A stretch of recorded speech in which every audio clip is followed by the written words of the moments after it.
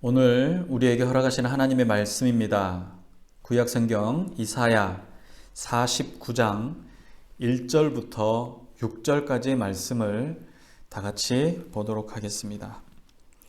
섬들아 내게 들으라. 먼 곳 백성들아 귀를 기울이라. 여호와께서 태에서부터 나를 부르셨고 내 어머니의 복중에서부터 내 이름을 기억하셨으며 내 입을 날카로운 칼같이 만드시고 나를 그의 손 그늘에 숨기시며 나를 갈고 닦은 화살로 만드사 그의 화살통에 감추시고 내게 이르시되 너는 나의 종이요 내 영광을 내 속에 나타낼 이스라엘이라 하셨느니라. 그러나 나는 말하기를 내가 헛되이 수고하였으며 무익하게 공연히 내 힘을 다하였다 하였도다. 참으로 나에 대한 판단이 여호와께 있고 나의 보응이 나의 하나님께 있느니라. 이제 여호와께서 말씀하시나니 그는 태에서부터 나를 그의 종으로 지으신 이시요 야곱을 그에게로 돌아오게 하시는 이시니 이스라엘이 그에게 모이는도다. 그러므로 내가 여호와 보시기에 영화롭게 되었으며 나의 하나님은 나의 힘이 되셨도다. 그가 이르시되 내가 나의 종이 되어 야곱의 지파들을 일으키며 이스라엘 중에 보존된 자를 돌아오게 할 것은 매우 쉬운 일이라. 내가 또 너를 이방의 빛으로 삼아 나의 구원을 베풀어서 땅 끝까지 이르게 하리라. 아멘. 오늘날은 이 정보의 시대라고 표현하기도 합니다. 기독교에서는 은혜의 시대라고 표현하지만 이 세계사적으로 볼 때 지금 시대는 정보의 시대입니다. 정보로 돈을 벌고 정보로 전쟁을 하고 정보로 또 여러 가지 그 문화와 문명들이 발달을 하게 됩니다. 인터넷이 만들어진 지 별로 그렇게 오래되지 않았죠. 제 기억에도 인터넷을 쓰기 위해서 전화 그 선에 연결을 해서 썼던 것도 기억을 하고 있고, 퍼스널 컴퓨터가 나왔지만 인터넷은 그 뒤에 한참 뒤에 나왔었죠. 그런데 지금은 이 정보를 얻기 위해서 가장 간편하게 할 수 있는 행동, 휴대폰을 켜고 휴대폰에서 검색을 합니다. 검색 엔진들도 다양하지만 수많은 정보들이 그 안에 담기죠. 그 전에 10년 전, 한 15년 전만 해도 궁금한 게 있으면 그 녹색 창에다가 물어본다고 하잖아요. 그 검색 엔진에 물어보고 그곳에서 정보를 얻었죠. 근데 지금은 그곳에서 정보를 얻지 않고 필요한 일이 있으면 유튜브를 검색을 합니다. 그러니까 이 집을 수리하는 문제, 어떤 재료로 집의 어떤 부분을 수리를 할 수 있는지, 또는 다른 것들도 마찬가지죠. 얼마 전에 밥솥이 고장이 나서 그 밥솥을 어떻게 고칠까 곰곰이 생각을 하고 아무리 찾아봐도 찾을 수 없었는데 유튜브를 보니까 자세히 나와 있더라고요. 그 유튜브를 보고 이렇게 하면 되는구나 하고 그대로 따라 했더니 되는 거죠. 프린터도 그렇게 해서 고치게 됐는데, 근데 사실 그전에는 전문가에게 맡겨서 그런 일들을 해왔던 것을 지금은 전문가가 아니어도 동영상을 보고 그대로 따라하면 된다는 거죠. 언젠가 그런 그 유튜브를 만드신 분이 있었는데, 미국에 아버지가 가르쳐주는 그 것들을 올린 분이 계셨어요. 그러니까 쉽게 보면 이제 그 컨텐츠 중에는 이런 겁니다. 넥타이 매는 법. 그러니까 사실 넥타이 매는 법을 누구한테 배울 수 있을까? 근데 아버지가 없는 사람, 아버지한테 배울 수 없는 환경에 있는 사람들은 참 난감하죠. 그런데 그 유튜브 영상을 보면 정말로 아버지가 아들에게 넥타이 매는 법을 가르쳐 주는 것처럼 친절하게 그렇게 가르쳐 줍니다. 또 면도하는 법. 사실 저도 면도하는 법을 배우지 못했어요. 어떻게 면도하는지 배우지는 못했지만 면도는 해야 되는 거죠. 그런데 그 유튜브 크리에이터는 자기가 그런 것들을 좀 알려주고 싶었던 거예요. 자동차의 이 어떤 문제가 생겼을 때 엔진 오일을 어떻게 갈아야 하는지, 타이어는 어떻게 갈아야 하는지도 뭐 이렇게 올려놓은 걸 봤어요. 그러니까 정말로 수백, 수천 가지의 정보들이 너무나도 쉽게 접할 수 있는 시대가 지금 시대입니다. 그리고 또 소통하는 것도 마찬가지죠. 소통하는 것도 지금 우리가 흔히 사용하는 SNS를 통해서 많이 소통을 합니다. SNS라는 게 뭔가요? 소셜 네트워크 서비스. 그러니까 다양한 사람들, 다양한 곳에 있는 사람들이 각각의 그 개인적인 그 통로를 통해서 여러 사람과 소통할 수 있다라는 거죠. 그것들을 만들어 놓고 그 안에서 소통할 수 있게 하는 겁니다. 그래서 그 안에 인맥이 막 늘어나고 또 그 인맥을 통해서 자기가 어떤 자존감이라든지 존재감을 갖기도 합니다. 뭐 유튜브가 몇만이다, 몇십만이다, 뭐 몇백만이다 라고 하면 굉장하다라고 하고, 인플루언서들도 마찬가지죠. 그 사람들이 가지고 있는 어떤 컨텐츠 안에 그 사람이 입었던 옷이 화제가 되기도 하고, 그 사람이 썼던 모자가 화제가 되기도 하고, 또 그 사람이 갔던 여행지가 화제가 되기도 하고, 그러면 그것이 구매로 연결이 되어집니다. 그래서 한동안 뭐 앞 광고니 뒷 광고니 뭐 이런 이야기들도 있고 그랬죠. 근데 이런 것들은 사실 우리가 살아가는 사회에 너무나도 자연스러운 현상인데 도구입니다. 도구. 세상을 바라보는 도구고, 내가 그 세상 안에 함께하는 도구이고, 그 도구 속에서 내가 어떻게 살아가야 될지는 참 중요한 것 같습니다. 페이스북이나 또는 다른 그 SNS의 어떤 도구들도 마찬가지로 나도 드러나야 되지만 드러나지 않고도 그 안에서 활동을 할 수가 있죠. 또 내가 드러나는 방식도 다르기도 하고요. 그러니까 그것들을 이렇게 우리가 어떻게 사용할지는 참 어려운 문제이죠. 우리 처음 베를린에 왔을 때 이게 식사 초대를 받으면 그 초대를 하신 분들이 어느 곳에서 오셨는지를 알 수가 있었어요. 그러니까 어떠냐면 그 만둣국을 끓여 주시는데, 그 만둣국이 한국에서 먹던 그런 만둣국이 아니에요. 굉장히 담백하고 이거 어떻게 이런 맛이 나지? 이런 생각이 들어요. 근데 대부분 조미료 같은 걸 사용을 안 하시더라고요. 이걸 어떻게 하셨을까? 참 궁금하기도 했고, 근데 몇 집을 이렇게 다니면서 보니까 이해가 돼요. 왜냐하면 이분들이 오셨을 때는 1960년대 중후반, 70년대 초에 오셨는데, 그때 당시에 한국 사람들은 자기가 태어나서 살던 곳을 그렇게 많이 벗어나지 않았어요. 결혼을 해도 그렇게 멀리까지 가는 경우가 많지가 않았어요. 왜냐하면 멀리 사는 사람하고 만날 수 있는 확률이 드물었기 때문에. 그래서 늘 먹던 음식, 늘 해서 만들어서 먹는 음식이 비슷했단 말이에요.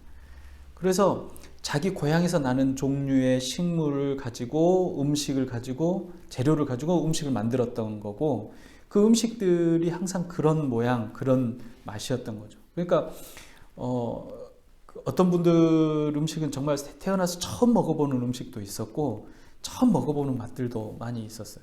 참 신기했었는데, 몇 년 정도 지나고 나니까 그 맛들이 거의 이렇게 비슷해지기 시작을 해요. 왜 그러지? 어떤 분은 정말로 음식을 잘 못하셔요. 남편이 음식을 잘 하시고 잘 못하시는데, 어느 날은 너무 맛있는 거예요. 누가 했냐고 그랬더니 내가 했어요 그러시더라고요. 그래요? 그리고 너무 맛있어요 하고 왔는데, 나중에 귓속말로 저한테 얘기를 해주더라고요. 백종원. 그러니까 그 레시피가 중요한데, 그 레시피가 정말 다양한 사람들에게 통하는 레시피라는 거죠.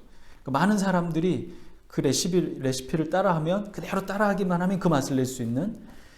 그러니까 좀 그 좋은 점은 손재주가 없고 손맛이 없던 사람들이 맛있는 요리를 할 수 있는 장점이 있는 반면에, 단점은 각각의 개성들이 너무나 사라져 버렸다라는 생각이 들어요. 어떤 하나의 유튜버의 그 레시피로 통일이 되어지는 느낌이었다고 할까요? 아마 뭐 물론 이제 다양한 사람들이 레시피를 공유하기 때문에 그걸 다 일반화할 수는 없지만 보편적으로 그런 통용이 되는 것들이 사회를 전체적으로 이렇게 끌고 가는 모습을 보게 됩니다. 이게 우리가 살고 있는 시대죠. 정보가 우리를 어떻게 움직이는지도 볼 수 있는 것이고, 그 정보들이 어떤 그 효과들을 나타내는지도 볼 수 있는 겁니다. 그런데 오늘 우리가 읽었던 본문의 이사야가 살았던 시대는 어땠을까요? 이사야가 살았던 시대는 정말로 지금과는 상상도 할 수 없는 시대였을 거라고 생각을 합니다. 누군가에게 어떤 말을 전하려면 그 말이 그 사람에게 전달될 때까지 시간이 굉장히 오래 걸립니다. 그리고 그 오래 걸리는 시간만큼 사회적인 변화가 오랫동안 천천히 진행이 되죠. 그 정보가 빠르면 빠를수록 사회도 빠르게 변화하게 되는데 이 이사야의 시대는 누군가에게 말을 전하려고 하면 가까이 있는 사람들에게는 조금 빨리 전할 수 있지만 멀리 있는 사람들에게는 빨리 전할 수가 없었습니다. 그래서 편지를 쓰거나 직접 가서 이야기를 해야 하는데 그런 통로들을 마주하기도 쉽지가 않고 또 편지를 쓰는 것도 쉽지가 않았다는 거죠. 메소포타미아의 그 여러 유적들 중에 그 토판이라고 하는 토판들이 나오는데, 그 토판이 뭐냐면 그 흙으로 만들어진 책을 말합니다. 그러니까 글을 남겨서 기록을 남겨야 되는데 그 기록을 남길 만한 도구가 뭐였냐면 이렇게 진흙을 이겨가지고 그 진흙을 편 다음에 그 위에다가 글씨를 쓴 거예요. 근데 글씨를 그때 당시에 쓰기 시작을 해서 기록을 만들었는데 그 기록들이 지금도 남아 있는 거죠. 그래서 뭐 3,000년 전 기록이니 3,500년 전 기록이니 이렇게 얘기하지만 한계가 있죠. 그 기록들을 해석하는 데도 한계가 있기도 하고, 어쨌든 그 기록이 되어 있는 것들을 가지고 무엇인가를 하려고 할 때 얼마나 무거웠겠어요. 지금 우리 성경의 66권 이 성경이 정말로 깨알같이 얼마나 많은 말들이 써져 있어요. 근데 이거를 토판에 써서 들고 다녀야 된다고 생각을 해보세요. 그러면 하나의 성경, 그러니까 이사야서만 해도 거의 큰 수레 하나에 가득 들어가지 않았을까 싶어요. 그러니까 정보를 그렇게 이동하는데도 너무 힘든 시대, 정보가 전달되어지는 게 정말 어려운 시대였습니다. 뭐 이건 여담입니다만 토판에 기록이 되어진 그 주된 내용은 월급을 주는 것, 또 돈을 빌려주고 그 돈을 어떻게 받을지에 대한 그런 이야기들이라고 해요. 사람들에게 가장 필요한 것들, 그 중에도 가장 중요한 내용을 써서 보관을 해야만 하는 거죠. 그래서 그 당시에 쓰여졌던 것들이 사실 우리가 간단하거나 쉽거나 아니면 아무렇지도 않게 볼 것이 아니라 아주 중요한 이야기들, 중요한 내용들이 담겨져 있다고 볼 수 있죠. 성경이 쓰여지던 시대 자체가 이 기록을 하고 남기는 것 자체가 굉장히 쉽지 않은 시대였기 때문에 성경 안에 담겨져 있는 그 한 문장 한 문장, 한 단어 한 단어가 굉장히 중요한 의미를 담고 있다는 것을 알아야 합니다. 이사야가 이 성경을 쓰던 당시에는 이스라엘이 멸망하게 되고 적국의 포로가 되는 암흑과도 같은 시대를 살아가던 하나님의 종입니다.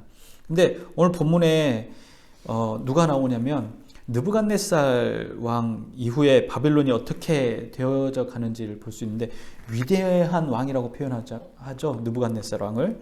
근데 바벨론이 점점 쇠퇴해져 가는 가운데에 쓰여진 말씀입니다. 그리고 바벨론이 느부갓네살을 통해서 영토가 굉장히 넓게 확장이 되었는데 느부갓네살이 죽은 이후에 왕들이 바뀔 때 길게 바뀌지 않아요. 그러니까 통치 기간이 길지 않고 짧은 통치 이후에 바뀌고 짧은 통치 이후에 바뀌게 됩니다. 그러니까 나라가 불안정하면서 점점점 쇠퇴할 수밖에 없었고 바벨론의 마지막 왕이라고 표현하죠. 그 나보니두스의 고향이 하란인데, 나보니두스는 이 하란 사람인데 쿠데타를 일으켜서 바벨론의 왕이 됩니다. 근데 하란 사람이기 때문에 바벨론의 왕이 되려면 이게 정통성이라는 것들이 필요하겠죠. 근데 그 정통성을 갖지 못하는 왕입니다. 우리가 지난주에 그 헤롯 왕에 대한 이야기를 할 때도 정통성을 갖지 못해서 얼마나 그 주민들의 그 환심을 사려고 노력했겠습니까? 근데 나보니두스도 사실은 마찬가지였는데, 이 나보니두스가 살았던 이 하란에는, 하란의 최고의 신이 누구냐면 신이라는 SIN, 신이라는 신인데, 바벨론의 신이, 최고의 신은 누구냐면 마르둑 신입니다. 그러니까 마르둑 신을 섬기는 바벨론의 왕이 자기가 최고로 생각하는 신을 누구라고 생각을 했냐면 신이라고 생각을 한 겁니다. 그래서 이 바벨론의 마르둑이라는 신 위에 신이라는 신을 더 숭배하도록 만든 거죠. 그러니까 최고의 신이었던 마르둑이 최고의 신의 자리에서 물러나게 된 겁니다. 그러니까 바벨론에 살고 있던 시민들이나 이 제사장들이나 이 종교 지도자들은 얼마나 불만과 불평이 많았겠습니까? 근데 이 수도였던 그 바벨론에 벨사사를 남겨두고 자기는 10년 넘도록 그 바벨론을 떠나서 다른 지역에 머무르게 됩니다. 그러니까 왕이 자기가 지키고 자기가 다스려야 되는 그 수도 바벨론을 떠나서 다른 곳에 있게 되고, 자기 아들인 벨사사를 대신 통치하게 만들고 10년 동안 자리를 비운 거죠.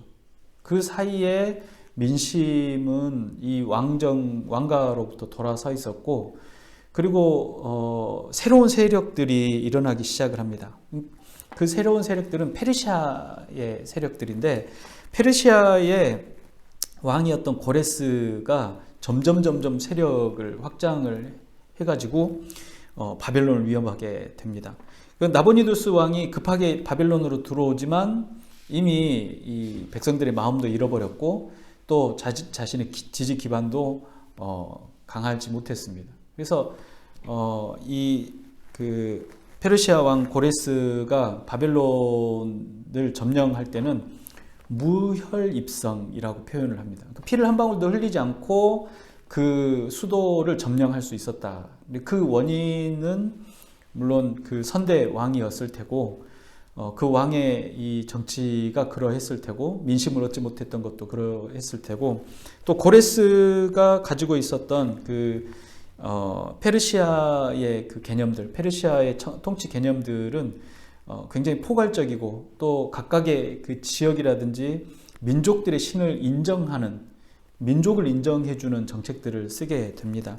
그러니까 이 바벨론 시민들에게 있어서 페르시아 사람들은 굉장히 호의적인 입장에서 받아들일 수밖에 없었고, 그 자신들의 신을 존중해주는, 마르둑 신을 존중해주는 왕이 오게 된 것이죠. 그러니까 이사야가 이 지금 글을 쓰고 있었던 당시의 상황은 한 나라가 큰 제국이 무너지고 새로운 제국이 탄생되는 시기이기도 하고, 또 이전에 있었던, 기존에 있었던 질서와 기존에 있었던 상황들이 무너지고 새로운 질서가 세워지던 시대입니다.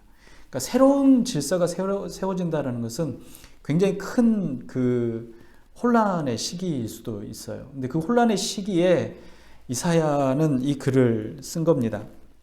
그러니까 선지자는 지금 하나님께서 당신의 백성을 위로하시고 그들을 포로와 종이 되었던 신분으로부터 해방시킬 때가 되었고, 고난의 시간이 끝나가고 있다는 것을 선포하고 있다는 겁니다. 이사야 선지자의 예언과 이사야 선지자의 이 말은 사실 이스라엘 백성들이 그 시기에, 그 현장에, 그 환경에서 듣게 되는 말입니다. 우리는 이 성경을 읽을 때 아주 오래전 과거의 사건으로 이 성경을 읽게 되지만, 그 성경이 쓰여지던 당시에는 그 사람들이 살아내던 환경 안에서, 문화 안에서, 여건 안에서 그 성경이 쓰여졌고, 그 여건을 통해서, 환경을 통해서 역사하신 하나님을 경험하게 되는 거죠. 그리고 그 경험들을 아주 오랜 이후의 세대의 사람들이 그때 당시를 상상하고 생각하면서 하나님의 뜻을 분별하기도 하고 하나님의 계획하심을 보기도 합니다. 그런데 마찬가지로 지금 이 시대를 볼 때도 마찬가지죠. 우리가 살아가고 있는 이 시대도 굉장히 분주하고 변화가 무쌍하고 다양한 환경과 여건이 있습니다. 그런 여건과 환경 중에 하나님의 말씀은 변하지 않고 역사하시는데, 그 역사하심이 어디서부터 증명할 수 있느냐? 이미 이전에 그런 말씀을 통해서 하나님의 위로하심과 하나님의 평강을 누리던 사람들의 역사를 통해서 경험할 수 있게 된다라는 겁니다. 그리고 그 말씀이 우리에게 믿어질 때 그 말씀으로 인해서 우리가 위로를 받고 또 하나님의 그 계획하심을 경험할 수 있게 되는 것이죠. 그래서 이사야의 이 글들을 보면 책망하시는 하나님, 또 이스라엘 백성들의 죄를 꾸짖으시는 하나님이시기도 하시지만 그들을 향한 하나님의 구원하심을 선포하는, 그들에게 어떤 구원과 어떤 놀라운 역사가 있게 될 것인지를 선포하시는 하나님의 말씀들이 담겨져 있습니다. 그래서 그 당시에 이스라엘 백성들, 그러니까 바벨론의 포로로 끌려갔던 이스라엘 백성들이 경험했던 것들을 생각을 하면서 말씀을 읽다 보면 그 말씀 가운데 역사하시는 하나님이 얼마나 그 백성들을 사랑하시고 그 계획하심이 아주 날카롭고 예리한지 알 수가 있죠. 자, 이 말을 하는 이유는 그 당시 사람들이 이 바벨론에 들어갈 때 어떤 생각이 들었겠어요? 포로로 끌려갈 때 이스라엘 사람들은 자신들이 건축했던 건축만 보던 사람들이에요. 그러니까 이스라엘이라는 땅으로부터 바벨론이라는 땅까지는 지금도 비행기로 가도 2시간 넘게 걸리는 거리입니다. 그러니까 비옥한 초승달 지역을 이렇게 해서 건너가요. 직진으로 갈 수가 없어요. 그 중간은 사막이고 죽음의 곳이에요. 그곳으로는 갈 수가 없는 거예요. 그래서 물이 흐르는 곳을 중심으로 이렇게 반달이 지죠. 그래서 이스라엘 백성들이 걸어서 끌려서 그 곳까지 갔다라는 건데, 이스라엘 백성들이 보던 건물들 중에 가장 아름다운 건물이 어떤 건물이죠? 솔로몬의 성전. 솔로몬의 성전을 가장 아름답다라고 이야기를 합니다. 그런데 그 솔로몬의 성전이 시뮬레이션을 해놓고 보면 사실 이렇게 높이 있는 건물도 아니고 굉장히 크고 웅장한 건물도 아니고 건축학적으로 정말 뛰어난 건물도 아닙니다. 그런데 이스라엘 사람들에게 있어서는 굉장히 놀라운 건물이에요.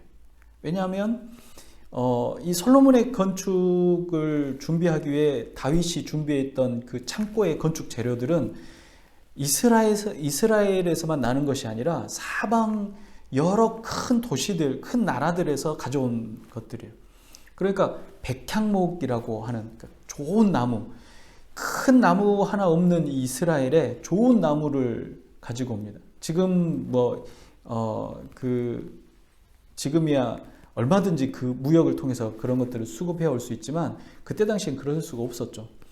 그래서 나무가 기둥이 되는 큰 건물을 보지 못했다라는 거예요. 이스라엘 사람들 흙으로 집을 짓잖아요. 돌로 집을 짓는단 말이에요. 그런데 나무로 집을 지어요.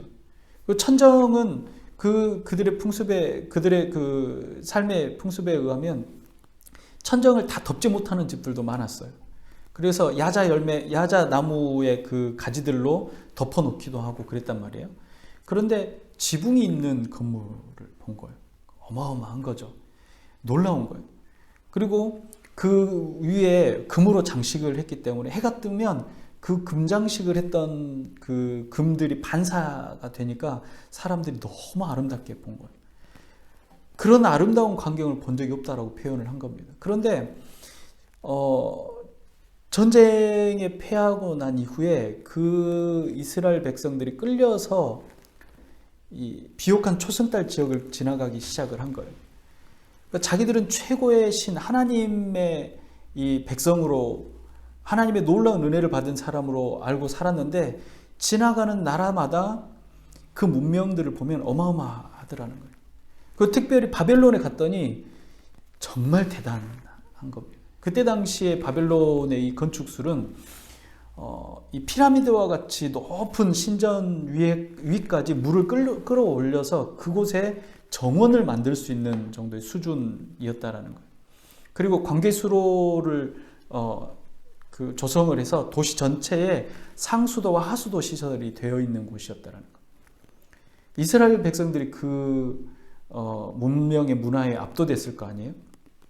그 이스타르 문을 통과해서 들어올 때 한 번도 본 적이 없는 아름다운 색으로 구워진 그 벽돌들을 보고 들어온 겁니다. 지금도 이 페르가몬 박물관에 가면 그 색이 퇴색되지 않고 정말 아름답고 정교하게 되어진 그 벽을 볼 수가 있는데 그 벽이 끝없이 펼쳐져 있는 곳으로 끌려 들어가게 되었다라는 거죠.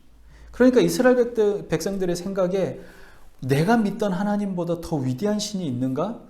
이들의 신이 우리 하나님보다 더 위대한가라고 생각이 되어졌을 거란 말이에요. 그리고 그 바벨론에 포로 생활하는 70년 동안 바벨론이라는 나라가 갖고 있던 그 놀라운 문화들을 접하면서 그런 생각을 갖지 않을 수가 없었을 거예요. 과연 내가 믿는 신이 이들이 믿는 신보다 연약한가? 내가 믿는 신은 지금 침묵하고 계신가? 내가 믿는 신은 도대체 어디 계시나? 라고 생각을 하고 있었을 거라는 거죠. 그런 이스라엘 백성들에게 이사야가 하는 이야기가 그겁니다. 이사야서는 그 배경 속에 있는 이스라엘 백성들에게 한 말씀이라는 거예요. 에스라서도 마찬가지고 그 선지서들 중에 바벨론 유수, 그러니까 바벨론의 포로로 끌려가던 시대에 그들에게 했던 하나님의 말씀들이 어떻게 들렸을까? 우리가 그냥 표면적으로 그 주일날 예배에 와서 이 말씀을 듣는 것처럼 듣는 게 아니라는 거예요. 그들의 상황은 우리가 상상하는 상황과는 전혀 다른 상황이라는 거예요. 아침에 눈을 뜨면 포로의 신분이라는 거예요. 자유인이 아니라는 이야기예요. 그들이 섬기는 하나님을 더 이상 섬길 수 없는 시대이기도 하고 그들이 하나님을 경배할 수 없는 시대이기도 했던 거예요. 그런 시대에 살던 사람들에게 하나님이 어떻게 하셨는지가 얼마나 그 놀라운 일들이었겠습니까? 그런 이야기들이 구약 성경에 나와 있는데 이사야가 지금 말하는 것도 바로 그런 상황에 있는 이스라엘 사람들에게 하는 이야기라는 겁니다. 그들의 영과 혼이 완전히 그 이방의 땅에, 이방의 문화에, 이방의 종교에 빠져들 수밖에 없는 상황이라는 거죠. 그런데 그곳에서 자신의 정체성을 가지고 자기의 그 신앙을 지킬 수 있다라는 것, 이거는 정말로 놀라운 일이 아닐 수가 없다라는 겁니다. 그러던 중에 이사야의 입을 통해서 선포되어진 하나님의 말씀이 오늘 본문이었다라는 것을 다시 한번 생각해 본다면 오늘 본문의 이 이사야의 말씀이 얼마나 중요하고 얼마나 무겁고 얼마나 특별한지를 알 수가 있다라는 거죠.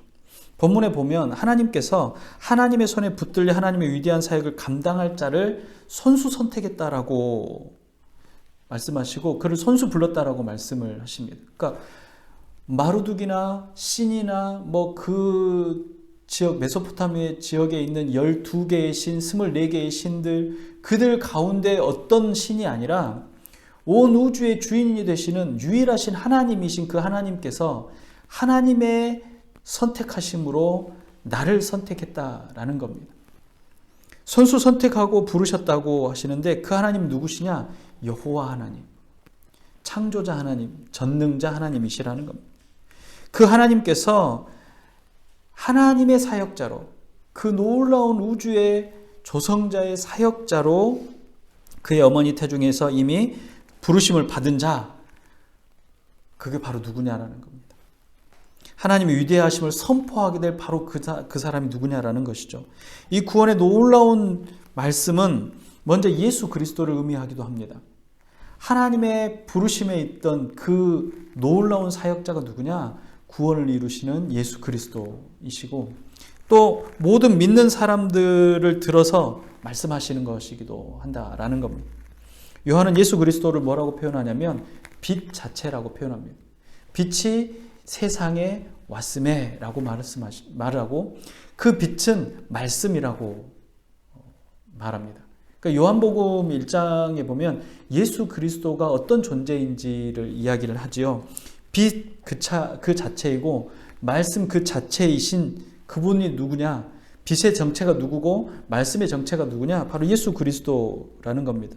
그런데 그 세상에 오신 빛을 증거하는 자들을 하나님께서 손수 선택하셔서 직접 선택하셔서 부르셨다라는 겁니다. 여호와의 말씀이 하나님의 종에게 맡겨진 사명이 있는데 절망에 빠진 포로의 몸이 되어 있었던 이스라엘 백성들에게 희망과 용기를 주는, 다시 그들을 불러서 여호와께로 돌아오게 만드시는, 그들을 다시 거룩한 백성으로 부르겠다라고 말씀하신다라는 겁니다. 그리고 그렇게 하기 위해서 하나님께서 중요한 사명을 맡기실 자들을 선택하고 부르셨다라는 겁니다. 그들을 통해서 이방의 빛을 삼아서 하나님의 구원을 땅끝까지 선포하도록 하셨다라는 거죠. 그 선포하기 위해서 선택된 자들이 누구냐? 바로 이스라엘 백성들이라는 겁니다. 자, 다시 우리가 이사야의 그 시대, 이사야의 시선으로 또 70년 동안 종되었던 사람들의 그 상황으로 돌아가서 한번 상상을 해봅시다. 이스라엘 백성들에게 하나님의 말씀이 임하게 됩니다. 내가 너희를 선택하고 너희를 불렀다. 무엇 때문에? 온 우주의 빛이 되시는 예수 그리스도의 구원을 선포하기 위해 불렀다라는 겁니다. 그런데 그 음성이 들렸던, 그 말씀이 선포되어진 곳에 있는 이스라엘 백성들의 상황을 어떠하냐? 그들을 압도하는, 그들의 삶을 압도하는 문명과 문화 속에서 그들이 최고라고 생각했던, 그들이 유일하다고 생각했던 하나님 이외의 신들 앞에서 이 말씀을 들었다라는 겁니다. 압도되는 문화, 압도되는 그 환경 앞에서 이 말씀을 들은 이스라엘 백성들을 상상을 해보라는 겁니다. 이모가 우리가 생각할 때 과연 그런 일들이 일어날까? 우린 지금 우리의 처지는 완전히 종이고 또 우리의 처지는 이미 흩어져 버렸고 우리의 고향은 완전히 무너져 버렸고 성전은 완전히 망가져 버렸고 다시 재건할 수 없는 상황일 뿐만 아니라 70년이라는 긴 시간 동안 이미 이방의 땅에 와 있다라는 거예요. 고향으로 언제 돌아갈지도 모르는 70년이면 당시에 70년이면 세대가 한 번 바뀌었다라는 이야기예요. 고향을 한 번도 본 적이 없는 사람들이 있는 세대라는 거죠. 그런 이스라엘 백성들에게 하나님의 말씀이 임했다라는 겁니다. 다시 현대로 우리가 한번 돌아와서 생각을 해보면 우리가 살고 있는 지금 이 시대, 우리가 살고 있는 지금 이 상황과도 너무나도 유사하지 않겠냐는 거죠. 모든 진리보다 더 뛰어난 진리가 있을 것 같은 시대, 얼마나 문화와 문명이 발달된 시대입니까? 하나님이 없어도 살 수 있을 것 같은 시대 아닙니까? 하나님이 아니고도 우리는 얼마든지 살 수 있을 것 같은 시대에서 우리는 살고 있지 않습니까? 그보다 더 위대하고 뛰어난 것들이 얼마나 많을 것 같은 시대에 삽니까? 그런 시대에 하나님께서 직접 선택하여 부르셨다라는 거예요. 그것도 그 어미의 태중에서 아직 태어나기 이전부터 하나님께서는 선택하시고 부르셨다라는 거예요. 무엇 때문에 부르셨냐? 그 빛을 세상에, 이방에 밝히기 위해서 부르셨다라는 겁니다. 세상의 영향력, 얼마나 그 위대한 영향력들이 많을까요? 세상에 놀라운 일들이 얼마나 많습니까? 며칠 전에 이 페이스북에 지난 과거의 그 일들이 한 번씩 뜨잖아요.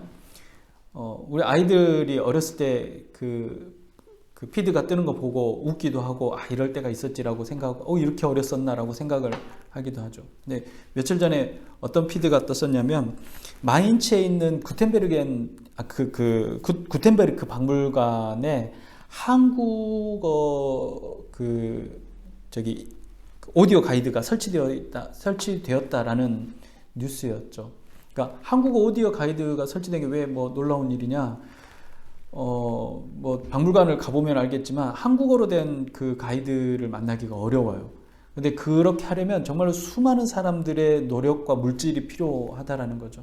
근데 이 한국 대사관하고 마인츠 이 구텐베르크 박물관하고 협업을 맺고 한국어 가이드가 만들어진 거예요. 그래서 한국어 가이드가 있다라는 건데 이게 얼마나 좋은, 그러니까 너무 좋은 거예요, 저는. 그래서 너무 좋고 반가운 소식이어서 페이스북에다도 올리기도 하고, 그쯤에 뭐 설교할 때도 아마 그 얘기를 했던 것도 같기도 하고, 얼마나 기쁜 소식이에요. 나 혼자 아는 것보다 많은 사람이 알았으면 좋겠어요. 그래서 사람들에게 볼 수 있는, 내 친구들, 내 주변 사람들이 알 수 있는 뭐 SNS에 올리는 거죠. 근데 그것을 보면서 많은 수고와 애씀이 있었던 사실을 사람들에게 알리고, 혼자 알고 있기 아깝기 때문에 알고 싶어서 나하고 연결된 사람, 또는 내게 특별히 계속해서 소통은 하지 않지만 그래도 내 피드가 올라오면 볼 수 있는 사람들에게 다 볼 수 있도록 공개적으로 했다라는 거죠. 그리고 어떤 사람들은 그것에 좋아요도 누르기도 하고 댓글도 달기도 하고 그럽니다. 근데 그 흥분되는 이 뉴스에 그 흥분을 감추지 못하고 올렸던 그 글에 공감하던 사람들, 그 글에 이 좋아요를 눌렀던 사람들. 근데 이 세상의 뉴스, 세상에 그 일어나는 일에도 흥미를 가지고 관심을 갖고 좋아요도 누르고 피드도 만들고 올리는데, 세상을 주관하시는 이 하나님의 관심에 우리가 얼마나 공감하고, 얼마나 그 피드들을 고민하고 올리고 좋아요를 누르고 공감하고 또 그 기쁨을 주체하지 못하고 다른 사람에게 알리고 있는지를 생각을 해보면 정말 우리는 하나님의 그 기뻐하심과 계획하심에 대해서 너무 무관심하고 있지 않은가. 하나님의 그 놀라운 계획들, 그러니까 그 빛을 세상에 밝히기 위해서 나를 정말 특별하게 부르셨는데 그 특별하게 부르신 부르심을 내가 얼마나 기뻐하고 있는지를 생각해 보게 됩니다. 그러니까 이사야 시대에도 이사야를 통해서 하나님께서 말씀을 하셨을 때 어떤 이들은 흥분을 감추지 못하고 하나님이 나를 선택하셨고 하나님이 나를 부르셨고 하나님이 내게 이걸 말씀하셨어 라고 하는 사람도 있었을 거예요. 그렇지만 반면에 내가 사는 사회, 내가 사는 문화에, 내가 사는 이곳에 그게 얼마나 큰 의미가 있을까라고 생각하는 사람도 분명히 있었을 거라고 생각이 되어집니다. 우리는 하나님의 빛을 세상에 드러내는 하나님의 종으로 부르심을 받은 자들입니다. 그것도 이미 하나님의 계획 안에 부르심, 특별한 부르심 안에 있다라는 것이죠. 그리고 그 택함 받은 백성, 온 우주의 주인이신 하나님의 명령을 받은 백성이 저와 여러분이고, 그 명령을 인하여서 우리는 기뻐하고 즐거워하고 그 명령을 수행하는 자들이라는 겁니다. 모든 열방 가운데 하나님의 구원이 선포되어지기를 하나님은 기뻐하신다라는 거죠. 그곳에 저와 여러분들을 쓰시기를 원하시고 그곳에 저와 여러분들을 도구로 사용하시기를 원하신다라는 겁니다. 삶의 자리에 우리가 살아내는 그곳에서 하나님의 도구로, 하나님의 사역자로, 하나님의 종으로 세움받았다라는 걸 기억하시고 여러분의 삶이 그 기쁨 안에 있으시기를 주님의 이름으로 축복합니다. 기도하겠습니다. 사랑의 아버지 하나님, 감사합니다. 오늘 우리에게 내가 너를 특별히 세상 가운데서 지명하고 불렀다라고 말씀하셨습니다. 분별하고 거룩한 백성으로 세상과 분리해서 하나님의 백성으로 삼으셨습니다. 하나님의 백성이 된 우리가 이 땅에 세상의 빛이 되어야 하며 하나님의 구원을 선포하는 자들이 되어야 한다고 말씀하셨습니다. 우리의 삶이 과연 그 말씀 가운데 있었음을 돌아봅니다. 너무나도 흥분되고 기쁨이 넘치며 그 기쁨 가운데 하나님의 빛이 세상에 임하였다라고 선포하고 세상 가운데 그리스도인으로서의 삶을 살아가고 있는지 다시 한번 돌아보게 하여 주시옵시고 주님 말씀하신 그 말씀을 쫓아 세상의 빛과 소금의 역할을 감당하며 하나님 구원의 역사를 세상 가운데 드러내는 자들이 될 수 있도록 인도하여 주시옵소서. 아버지 하나님, 날이 추워지고 정말 어려운 시기입니다. 하나님께서 주시는 그 은혜와 복들이 우리의 이웃들에게 향하게 하여 주시옵시고 힘겹고 어려운 이들 안에 그리스도의 영광이 드러날 수 있도록 허락하여 주시옵소서. 오늘도 우리를 부르신 주의 음성을 기억하며 나아가는 자들이 다 되도록 인도하여 주시옵소서. 다 하시고 또 복으로 덧입혀 주시는 우리 구주 예수님의 이름으로 감사하며 기도드리옵나이다. 아멘. 기도하겠습니다. 지금은 세상의 빛으로 오신 우리 구주 예수 그리스도의 은혜와 하나님 아버지의 무한하신 사랑하심과 성령님의 감화, 감동, 위로, 교통 충만케 하시는 은혜가 세상의 빛으로 오신 예수 그리스도를 증거하며 구원의 역사를 이루고자 하는 죄 모든 백성들의 머리 위에와 각 가정과 지역과 교회, 특별히 사랑하는 우리들의 이웃들의 머리 위에 이제로부터 영원토록 함께 있을지어다. 아멘.